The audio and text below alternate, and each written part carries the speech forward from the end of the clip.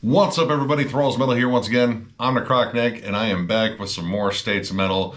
And this is one I've been wanting to go over for a while. We are going to go over Wisconsin death metal. Wisconsin had a really cool scene back in the early 90s. Granted, it was kind of small, but they put out some quality acts, and I really wanted to go over them, as well as go over some newer bands and even some more obscure bands. But first, what do I know about Wisconsin? Well, first thing that really comes to mind about Wisconsin is dairy. That is like the dairy capital of the United States. That state loves dairy so much, I'm surprised there weren't like Jim Crow style laws in place to keep lactose intolerant people out of the state. The state loves dairy so much that its populace consumes 21 million gallons of ice cream a year. Also, in other news, I think everyone there is diabetic, and I'm surprised this state isn't like the insulin capital of the United States. Wisconsin has a lot of lakes, and I mean a lot, like more than you think. Unless you're from Wisconsin, then it's exactly as many as you think. While Madison, Wisconsin is the actual capital of the state, there are two other interesting capitals there that I want to bring up, like Sheboygan, which is the bratwurst capital of the United States, and Green Bay, which is the toilet paper capital of the United States, which is a weird thing to like be proud of, but I don't know, maybe they're kind of working with Sheboygan because I imagine if you eat a ton of bratwurst, you're probably going to need a lot of toilet paper. Speaking of Green Bay, Wisconsin, of course, we have the Green Bay Packers, one of the most notable small market teams in the NFL. The population of Green Bay is a little over 100,000, and the capacity of Lambeau Field is a little over 80,000. So I imagine on Sundays during home games, that place is a ghost town. And as much as Green Bay fans are associated with the whole cheesehead movement in terms of their crazy fan base, the first cheesehead, I guess, was actually cited at a Milwaukee Brewers game. So I just thought that was interesting because, again, for the longest time, I've just associated with Packers fans. Also, another interesting thing I found out is Wisconsin's kind of a hub for surfing, freshwater surfing, which I guess is a thing. They all like to surf there on the Great Lakes, which, I mean, suppose you could. I mean, I wouldn't recommend it in Lake Erie because that thing's just kind of awfully polluted and just murky and brown. Unless we have an algae bloom, then it's green and snotty. Pretty much just stay away from Lake Erie. Like, honestly, their lake is more great than ours. But again, this state kind of blossomed a really cool underground death metal movement that was kind of going on around the same time as the whole Florida thing and the New York thing. And it kind of gets overlooked for the most part, despite having some really notable bands in it. So I have 10 albums here, definitely some familiar faces in here, but also some newer faces and some slightly more obscure ones as well. So we're just gonna get right into this. Jungle Rot, Skin the Living. This is the 1996 debut from this Kenosha band. Pretty much one of the most well-known bands in terms of the whole Wisconsin death metal scene. I originally got into this band with their album Dead and Buried, and then I pretty much just became a big fan of them. These guys are the epitome of just old school death metal. Like, it's them and Obituary that I think really capture that old school, groovy, riff-driven style of death metal that I'm pretty sure everyone still loves out there. I've seen this band multiple times live. It is always a good time. The chants of old school are great. And I went with this one because while I like a lot of their later stuff, this first album I think really just cemented their sound. Minimalistic, groovy, but these guys always have solid riffs. Sonically, I think it's just a little bit different than some of their later albums, namely because Dave Matrice's vocals are a little bit lower, and this has like a little bit more of a sinister, doomy sound overall. You still have, of course, all the hallmarks of their sound. It's groove-laden, lots of double-time drums, thrashy riffs, but there's a lot more like sinister atmosphere to this album versus some later ones. Songs like Killing Spree and Black Candlemass definitely have like a more dark and sinister vibe to them. There's also some really interesting samples on there. I think Killing Spree actually has a sample from the Kurgan from Highlander. It's one of my favorite Clancy Brown performances, but yeah, the whole vibe of it is very sinister. There's some really cool harmonies on it, but you also have like good thrashy numbers on there like Destruction and Misery and Rotten Bodies. This is a really solid, just straightforward meat and potatoes death metal album. And while it is like a pretty short album, like it's a little bit over 25 minutes, it pretty much just captures everything I love about old school death metal. Now this band kind of got its start a little bit late. 1996 was not the best year for death metal. In fact, groove metal was still kind of going pretty hard and nu metal was starting to come up, and yeah, if you were a death metal band or a death metal fan, that was kind of like the nadir of death metal around then. But they kept going and kept churning out albums. I love this band. I always look forward to seeing them live because they put on such a killer performance. If you love flat out old school death metal and you've never heard of this band, just check them out. It's good, grimy, violent fun. Morta Skuld, Dying Remains. This is the debut album from these Milwaukee underground legends. Now this is the 2013 reissue on Peaceville Records, and that is where I first heard of them. I pretty much just saw the hype sticker. My buddy who was running the record shop said, oh yeah, if you've never heard of that band and you like death metal, you'll probably love this. And they were absolutely right. This is just fantastic, old school death metal, riff driven as hell, and I would say even scene defining for the whole Wisconsin death metal scene. Like, this is kind of like the top of the food pyramid as far as Wisconsin death metal, debatably. I mean, of course, there's some other bands I'm going to bring up, but this is definitely one of the top tier ones. The riff work is what I absolutely love about this band. There's lots of different styles coming in here, lots of doomy stuff. There's almost sort of gothic vibes to the atmosphere and the frequent use of harmonies. It gives it a very ominous nature. That and the more murky production on here just kind of makes it sound a little bit more sinister. The vocals are excellent. There's lots of ghastly screams, low roars, and of course tons of groove and awesome riffs everywhere. The title track, Useless to Mankind, Devoured Fears, Hatred Creation, all these songs are just packed with amazing riff work. And the breakdowns in here almost have sort of a brutal death metal edge to them, like Rotting Ways. That thing is just heavier than hell. The thing I really like about this is I think the songwriting is excellent. It is still very meat and potatoes, but there's lots of cool seasoning kind of like peppered in there in terms of like accents on riffs, clever transitions, varying shifts in mood, tempo shifts. Like, this album kind of just has it all in terms of what most people like about 90s death metal. Like, this is very on par with a lot of stuff you hear from early Cannibal Corpse, Obituary, and maybe even bands like Brutality and occasionally Suffocation when they're getting a little bit more brutal. The songs all stand out. They all have great leads on it. This is just an absolutely fantastic old school death metal gem that I think gets overlooked. Granted, this band kind of did slide into the groove metal thing for a little while and then inevitably broke up, but they have reunited recently. Their last album I think was absolutely awesome, and they have a new album on the horizon this year, so I'm looking forward to going over that. If you have never checked out this album before, I strongly recommend it. I also recommend their second one and their most recent one. I think those two other ones in particular are some of their strongest material, but yeah, this debut is possibly their best. I don't know. I just have such a soft spot for this album. Again, if you love stuff like early Cannibal Corpse, Obituary, and a litany of other awesome 90s death metal bands, check this out. You won't be disappointed. Micawber, Beyond the Reach of Flame. This is the third album from this Two Rivers death metal act. Kinda almost death thrash at a point. At least I would say it is very thrashy death metal with a little bit of melodic death metal in there. I saw this band open for Vader, I think back in 2017. I thought they put on a solid show, and then I ended up picking this one up a year later and I ended up really digging it. A lot of the stuff on here I'd say is very comparable to more modern death metal, but again with like a little bit of a thrashy and or melodic death metal edge, like Revocation or Black Dahlia Murder. It's got very tight production, very crisp sounding, a very thrash metal sounding tone, which definitely works with the more thrashy numbers on here. Which does work with the more thrashy numbers on here, like the awesome opening track, Full Denim Jacket, Funeral March, and Icon of Extinction. All those songs have a lot of just heavy machine gun riffs, but backed up by some like really blasty, aggressive drums. You do have some slower numbers like the title track, which makes good use of some cool dissonant melodies. It's a little bit more slow and brooding. And then King of Ash is just a little bit more like of a mid-tempo chug-a-thon. And the mellow death touches do kind of shine through on In Shadow and Light and the last track,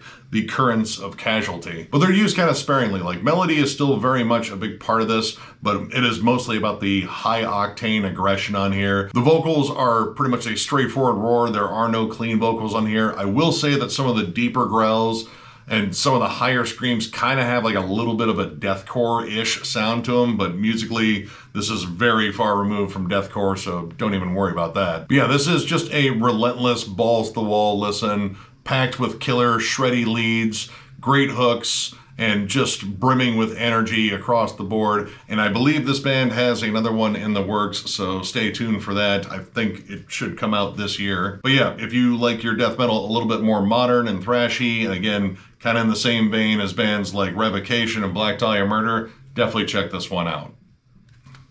Putrid Pile, Revel, and Lunacy. This is the 6th album from this one-man racing brutal death metal act. And by one man, this dude performs as one man too, which, I don't know, I think it's just absolutely awesome. He sets up a little laptop and then just starts riffing out to backing tracks. I briefly got to catch a little bit of his set at MDF, and it was just a ton of fun. And this music is just flat out brutal, fast, gross, but I love how like self-aware this is. It's over the top and it embraces all of the like brutal death metal campiness. The song titles are ridiculous. Some of these I'm not gonna say again because, well, one of them I know for a fact I got in trouble with YouTube for. But there's like just an air of fun about this band in general. And honestly, all this stuff is super catchy. Like, it is insanely brutal. Blast beats going almost at all times, and when they're not blasting, it is just steady grooves and slams and just chunky riff after riff, but it's really hooky. And honestly, I really like the production too.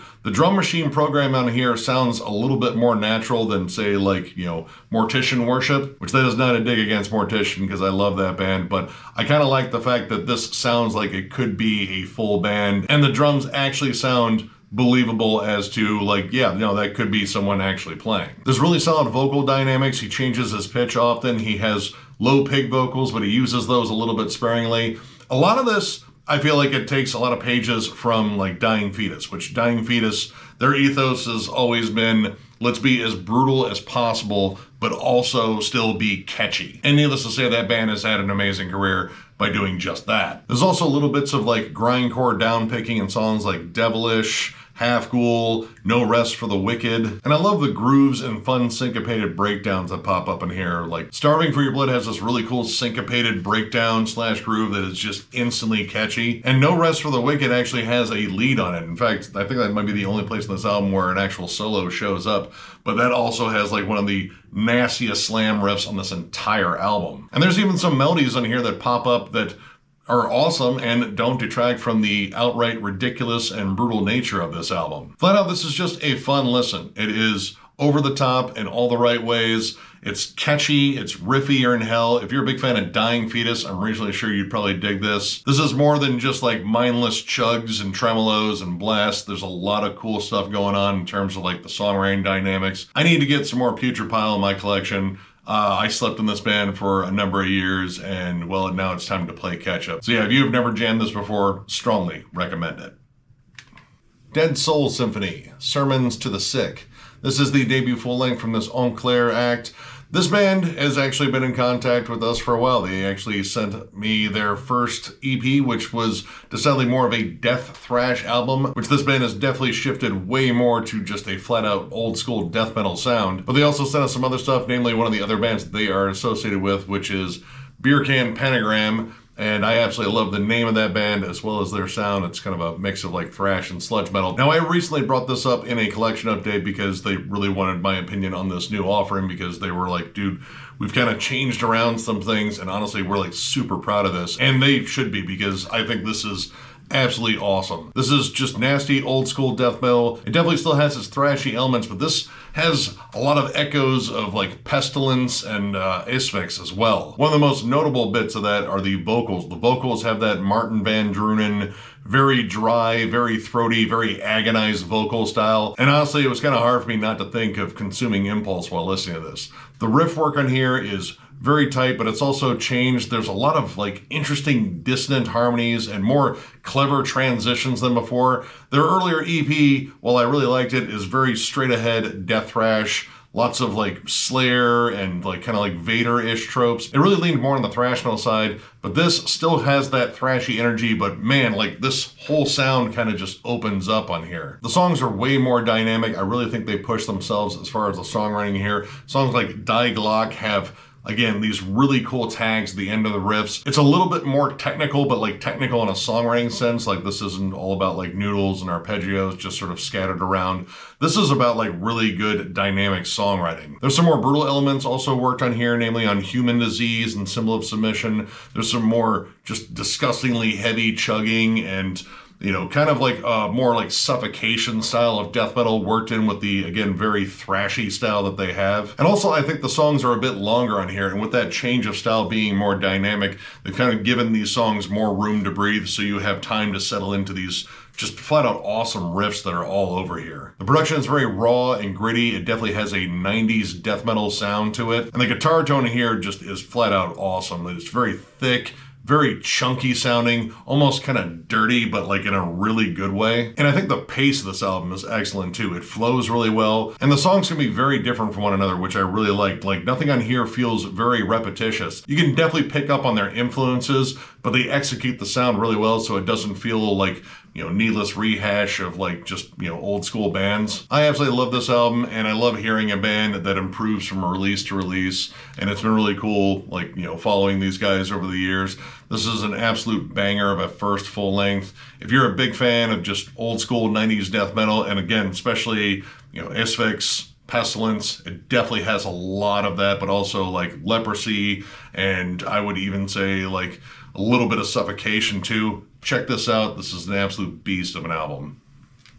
Viogression, third stage of Decay. This is the third album from this Milwaukee death metal act that has kind of an interesting story. Now, initially, this band went through some name changes early on. In fact, from 1987 to 1988, they were known as Rape, and I can imagine why they would want to change that. But this band put out 2 albums in the 90s and then broke up in 94, and well, it took them 30 years to get together to do another album. So yeah, a long break in between albums, but honestly, I think they came out with their best album. Now, I did recently pick up their debut, though I haven't had a chance to really sit down and listen to it as much, but I have had this one for a while. This came as a recommendation from the Dreadful Minutes, and I absolutely love this album. Now, I will admit this does get off to a slow start with Nectar of Veins because there's a long lead-in, and it's kind of this strange synth thing that I think was intended to be creepy, but it kind of comes across as like whimsically dark. Like this would be the score to some bad guy music for a Rankin and Bass sort of like animated feature. But when it kicks in, man, this is just fantastic death metal that is not only old school, but also a little bit more like technical and a little bit more lavish. Like this isn't just meat and potatoes death metal, not even by a long shot. There's a lot going on here. Lots of intricate riffs. Actually, this stuff kind of sounds a little bit more Floridian than it does, at least compared to the other bands that I've gone over in terms of the whole Wisconsin death metal scene. In fact, there's some big Morbid Angel nods I picked up on Under the Riverbed, From Dust and Murder. They kind of have those like slower sections that you would hear on Blessed Are the Sick, and then getting into those dark, heavy tremolo riffs. But this album kind of goes all over the place. You have like more thrashy numbers like Three Skulls, and you also have some longer, more dynamic tracks where they actually flirt a little bit more with melody and just more like epic soundscapes. The vocals on here I think are absolutely excellent, and that is probably because they sound a lot like John Tardy, and I love John Tardy's style. That ghastly roar and how the singer enunciates stuff, it's very Tardy-ish. And yeah, no, I love that shit. This was kind of like listening to John Tardy front Morbid Angel at points, and that actually sounds kind of cool in my head too. And I have to say, I'm really shocked at how melodic this gets for as brutal as most of it is. Like From Dust has an absolutely beautiful melodic bridge on it. Sisters of Iris / Torian has an amazing fretless bass lead, which that actually might be the Torian section. It does kind of get a little bit long-winded, but the flashes of melody on the bass I think are really well done. And the closing 2 songs in here, Cypher and Memory Ever After, are probably the most melodic offerings on the entire album in a way, especially the last track, Memory Ever After, because it's an acoustic song. Like it's an acoustic instrumental, and it's actually kind of pretty. Now, while I really dig this album in terms of just the technical ferocity, but it's like, again, technical in songwriting and riff writing rather than just wankery, I do think it does run a bit long. Like some of these sections and some of the longer songs feel like they do kind of carry on a bit much. And I will admit, maybe the last track could have been, chucked out of there, and the long intro on the first track could have been removed and maybe saved a little bit of time. But overall, I dig the hell out of this. And for coming back after 30 years, this is an absolute monster of an album. If you're a big fan of, I would say, like Morbid Angel, Malevolent Creation, Monstrosity, stuff like that, a little bit more Floridian sounding, check this out. This is an absolute beast of an album, and believe me, I'll be going over that first one here in a collection update relatively soon. Luna Mortis, The Absence. This is the lone full length from this Madison progressive death metal / melodic death metal act / I don't know, kind of power metal act. It's definitely a blend of all those things, but it also fits more under the death metal banner, so they definitely fit on this one. Now, this band ended up breaking up a year after this was released. They did reform in 2013, but I think they ended up breaking up again. I'm not sure, but as it stands, this is their only full-length album, and honestly, this was a blind buy for me years ago. I just got it because it was on Century Media, and generally, even back in 2009, that was enough for me. So this is definitely a mix of different styles. Like, there's a lot of stuff in here that reminds me of that really good mid-period for Arch Enemy when Angelo was fronting the band, and they put out some absolutely incredible albums. But there's also some stuff in here that I would say is very much in line with like progressive death metal. Lots of stylistic shifts. You have a lot of thrashy sections. You have like more brutal sections that definitely have bigger death metal chops to them. You also have clean vocals as well as harsh vocals on here. And there is a ton of shreddy lead work on here. Honestly, the lead work is one of my favorite parts of this album because every song seems to have really cool, shreddy, but also very well phrased leads. They're definitely good about making sure the lead isn't just like needless showboating and actually matches with the songs. And the songs, again, can go through a lot of different shifts and changes. Like you have thrashier numbers like the opening track, Ash. It just kind of kicks down the door with like big, heavy machine gun riffs. But then you have songs like Forevermore, which definitely have a lot more like classic heavy metal, maybe bordering on power metal sort of chops, but like kind of more along the lines of that US power metal where it's a bit heavier, maybe even closer to a band like Nevermore to a degree. And while this definitely leans a little bit more on the melody rather than the brutality, it definitely has its heavier moments, and the heavier moments still have a lot of like classic melodic death metal to them. Like Ruin is a good mid-tempo sort of anthemic, very Arch Enemy-esque song, and Reformation is just a thrashy banger. But I like the fact that there's a lot of variety on this album. Like hell, the song The Departure is honestly kind of a power ballad, and it's a really well-written one. Like the heavier parts are really good. They have a very epic quality to them, and I really enjoyed the clean vocals on here too. I do think they're a little bit loud in the mix, and they kind of are a bit dry at times. But overall, I think she does a good job, and her harsh screams, I think, are really good. Now, this is another one I thought about doing a retro review for, but I decided, like, you know, this band really didn't make that much of a splash in terms of the scene, so I kind of left it off there. But I definitely wanted to bring it up because I thought this was a really solid album. And while it's not as brutal as literally everything else on this list, I do think it kind of showcases the variety in terms of, like, all the cool death metal that comes out of Wisconsin. So yeah, if you're a big fan of, again, I would say, like, Arch Enemy and Nevermore, kind of like combine those two, check this out. It's pretty decent.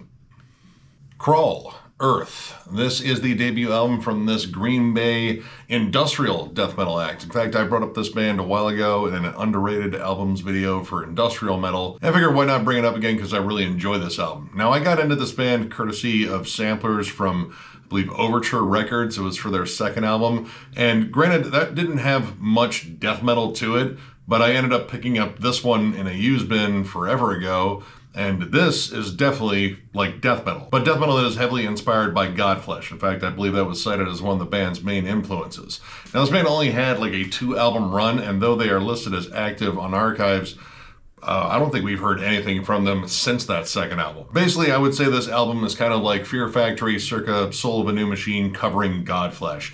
You do have a lot of death metal riffs, like tremolos and big chuggy breakdowns, but you also have a lot of the minimalistic sort of song structure that you would get with Godflesh, especially around their earlier years. It's very mechanical, it's very minimalistic. The atmosphere and all the industrial samples definitely add like this kind of gritty feel to it all, like it's been recorded inside of an old abandoned factory. Vocally, this definitely is a little bit closer to Godflesh. I mean, it's mostly big roared bellows, but it does occasionally sound like Barney Greenway, like especially around like earlier Napalm Death when he was just roaring his guts out. And most of this album is built on just heavy syncopated grooves with a very obvious drum machine. And I think, you know, that kind of just works with the industrial sound. Like it's just kind of gotta sound like it's completely mechanical. But you get some like faster, more up-tempo sections on Womb, and Servant and I Believe have some absolutely killer death metal breakdowns where instead of just doing those droning chugs, they're doing like some more tremolo riffs.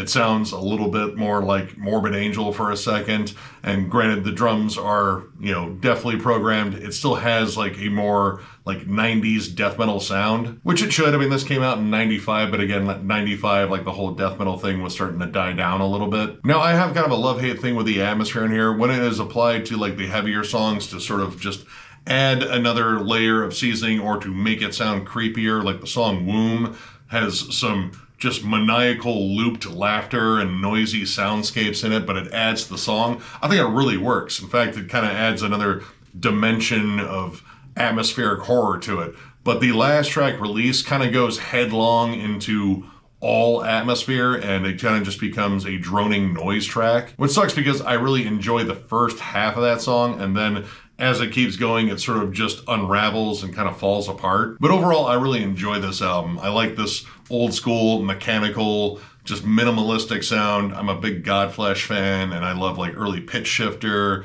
and just stuff like that. And this embodies that, but it throws in like legit death metal riffs behind it. And honestly, while Fear Factor gets a lot of credit for being more of an industrial death metal band, or like just industrial metal or digital metal, whatever the hell they call themselves, I think this definitely kind of just stays more in the underground. It's a little bit grittier and dirtier sounding, and I kind of like that. Like, this is kind of what I expect from both of the darker sides of both death metal and industrial metal. So yeah, if you have never checked this one out, if you're a big Godflesh fan, I strongly recommend this. If you just kind of wondered what Godflesh would sound like with way more death metal centric riffs, it's definitely this. So check it out.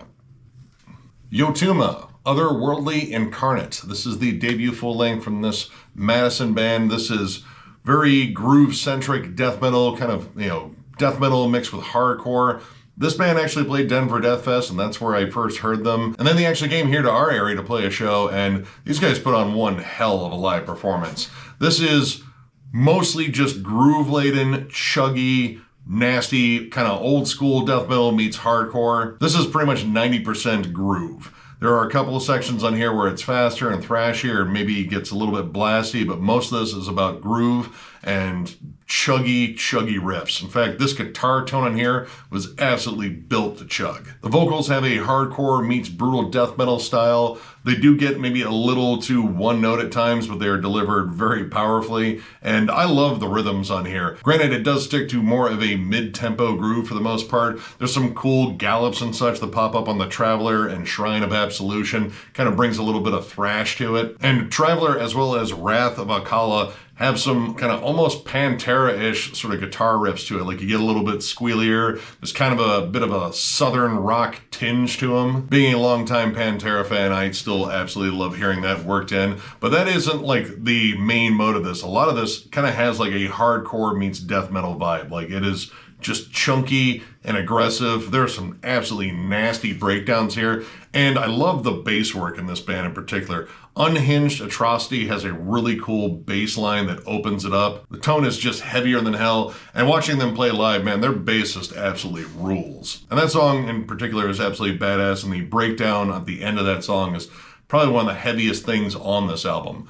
When we saw them in BG, I decided to finally pick up their stuff because I didn't get a chance when we were in Denver. And I actually ended up picking up their first EP as well, which oddly, their EP is longer than this, which is their full length, which I brought up in the collection update, and even talking to the members is like, yeah, I don't know why they called that first one an EP, because I guess that's kind of a full length. I don't know, but I know I like this band. There's some cool groove metal throwbacks that actually work, and for the most part, it is just groove-laden, hardcore and death metal kind of meeting up and starting a bar fight. And that sounds like a good time to me, as long as I don't get a chair thrown at me. But yeah, if you're a big fan of just like groove-laden death metal, and honestly, a lot of the metallic hardcore coming out, because I think this has some stuff that is very similar to bands like Judiciary as well, check this band out. Pretty damn awesome.